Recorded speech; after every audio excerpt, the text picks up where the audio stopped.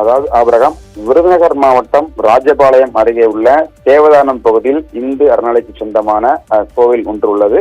இந்த கோவில் காவலாளியாக தேவதானம் பகுதியைச் சேர்ந்த பேச்சுமுத்து மற்றும் அதே ஊரைச் சேர்ந்த மாடசாமி உள்ளிட்ட இருவர் பணியில் இருந்திருக்கிறார்கள். நேற்று காலை வழக்கம் போல பணிகளை முடித்து பகல் நேர காவலான மாடசாமி கதவை திறந்து பார்த்தபோது இரு காவலாளிகள் பலத்த வெட்டுக்காயங்களுடன் கூர்மையான ஆயுதங்களால் தாக்கப்பட்டு ரத்தப்போக்கு காரணமாக உயிரிழந்திருக்கிறார்கள். இதை கண்ட காவலாளி மாடசாமி உடனடியாக கோவில் நிர்வாகத்திற்கு தகவல் தெரிவித்திருக்கிறார். தகவலின் அடிப்படையில் சம்பவத்துக்கு வந்த காவல்துறையினர் கோவிலின் கதவினை மூடி விசாரணை என்பது தீவிரப்படுத்தினர். இதனை அங்கே உண்டியல் என்பது உடைக்கப்பட்டிருந்திருக்கிறது.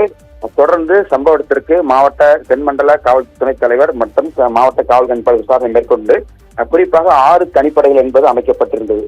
இந்த தொடர்ந்து விசாரணை தீவிரமாக மேற்கொள்ளப்பட்டிருந்த நிலையில் மோப்பனாய் வரவழைக்கப்பட்டு விசாரணை நடத்தப்படுகின்றது. இந்த நிலையில் இந்த விவகாரத்தில் தற்போது நாகராஜ் என்பவரை தேவதானம் பகுதியில் காவல்துறையினர் சுட்டு பிடித்திருக்கிறார்கள். குறிப்பாக இந்த கொலை வழக்கில் நாகராஜ் என்பவர் தப்பியோட முயன்ற போது எஸ்ஐ கோட்டப்பட்டி சாமியை தாக்க முயன்றதாகவும் இதன் காரணமாக இன்ஸ்பெக்டர் ரமேஷ் கண்ணன் நாகராஜை சுட்டு பிடித்ததாகவும் காவல்துறை தரப்பில் தகவல் தெரிவிக்கப்பட்டிருக்கிறது. காயமடைந்த எஸ்ஐ மற்றும் கொலையாளியான நாகராஜ் இருவருமே ராஜபாளையம் அரசு மருத்துவமனை சிகிச்சைக்காக அனுமதிக்கப்பட்டிருக்கிறார்கள். தொடர்ந்து இந்த விசாரணை தீவிரமாக விசாரணை நடைபெற்று வருவதாகவும் காவல்துறை தரப்பில் தெரிவிக்கப்பட்டுள்ளது. ஆபிரகாம்.